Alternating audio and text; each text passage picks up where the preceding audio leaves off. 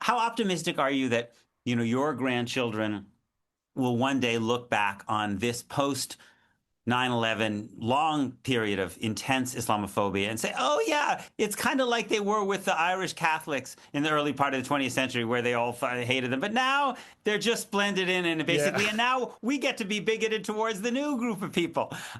Or do you think that that's too optimistic and too progressive a kind of, I in think terms of the view of history take? it's probably too optimistic right now. I'm not an optimist, Mm.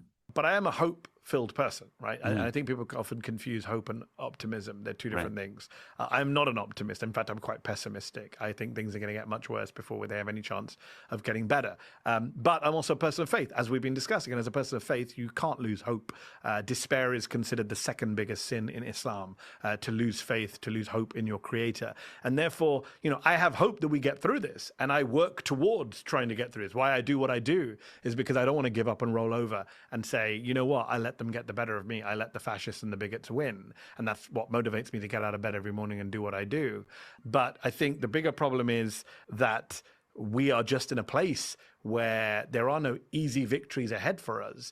And, I don't think people have still quite absorbed how bad things are. Maybe the people on this chat, but the American public as a whole is still in a little bit of a denial. And they've been in denial since Donald Trump emerged on the scene in 2015. There's been a lot of moments where, we can get through this. We'll get past this. Oh, Trump, he's gone now. Let's see how old Donnie gets out of this one. You've seen the meme, and then he wriggles out of this one. And I think the long-term trends are so bad right now that, there was a time when I thought, all right, this all dies with Trump. Like Trumpism goes with Trump. There's no natural heir. But I think given the online activities of some of the people we've even talked about and others, I think the kind of bigotry that's been unleashed, especially online, you can't put that genie back in the bottle. I think that's with us for many decades to come. There's an entire young generation of people now who are completely, for want of a better phrase, red-pilled. And some of you know I did that Jubilee insane debate last year with 20 Trump supporters. And it was really revealing because a lot of them were young people who hold ridiculously fascistic views.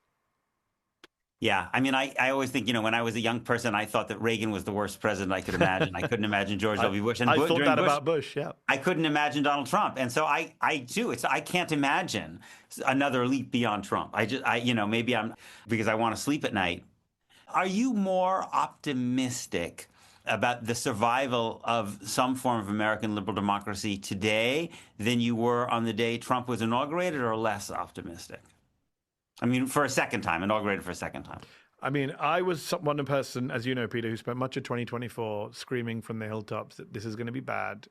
Even telling people on the left and in the Muslim community who were very upset with Biden and Harris for good reasons about the genocide, that, there was a lot of people saying, well, Democrats need to be punished and we can survive another term in order to do that. And I was like, no, we can't. And unfortunately, not only have I been sadly vindicated, I wish I hadn't been, but he's been even worse than I thought he would be. And I was one of the people saying he will be worse than everyone else thinks he will be.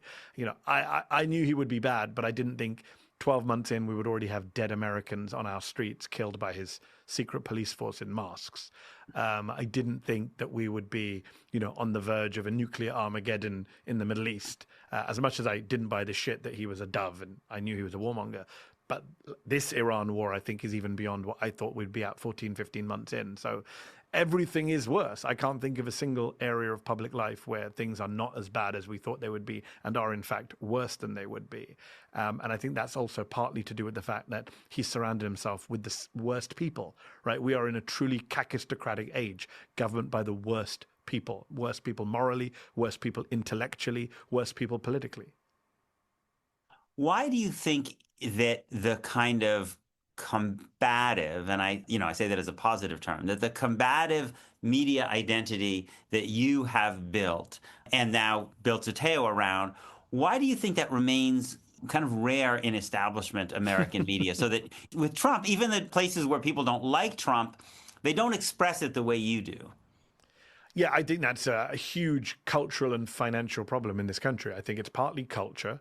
I think the media in this country have just so been trained to be deferential to the people in power, to operate within certain norms, certain established conventions, that no matter how bad Trump gets, and we're now, year 11 of Trump's public career, still no real improvement by the media. Marginal, in some places, on the margins, in some outlets and some people, but across the board, no. And I talked about this before, that even before Trump came on the scene, my critique of the US media was it was far too agreeable, far too friendly with the people in power. You would have interviews ending with the host saying, "Oh, thank you, Senator. Lovely to see you again. Great to see you. My friend joins me now." And, to quote George Carlin, it's one big club and you're not in it. A lot of the media, political people, as you know, Peter, you've been on the scene longer than I, all party together, socialize together. And a lot of what you see on TV is for the cameras. And I think the cultural side of things is something we really need to talk more about in this country. And also not just the media culture, Peter, but the political culture as a whole. I mean, this was a country built on revolution, right? A revolution against the British, a revolution against monarchy, Boston Tea Party, standing up to the king.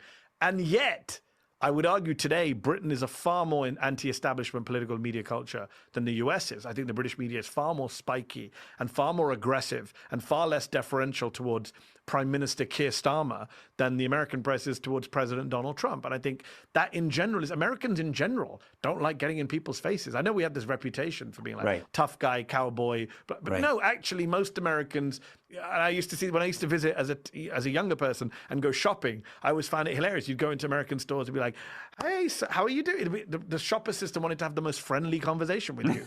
And they'd be like, "Have a nice day, sir." And they'd be like, "I'm from England." No one makes eye contact in public. You don't look at each other on the tube. You don't talk to each other in the stores. You grunt at each other as you leave. And here it's a very friendly, almost fake friendly climate. And it's very hard then for people to come along and go, "I'm going to be an aggressive interviewer. I'm going to be rude to people." Rudeness is seen as a bad thing. You see that with Donald Trump, be like, "You're very obnoxious. You're very rude." And that's seen as a bad thing culturally. And then just very quickly, financially, of course, corporate media, as it consolidates, is not interested in challenging power, is interested in only furthering its own bottom line. And you're seeing that right now with David Ellison and the ownership of CBS News. He's now trying to buy Warner Brothers and CNN. And you're seeing it. This is, next week is White House Correspondents' Dinner week. Ridiculously, they've invited Donald Trump. They're going to sit there in front of him as he insults them to their face, a man who has threatened them with prison gang rape.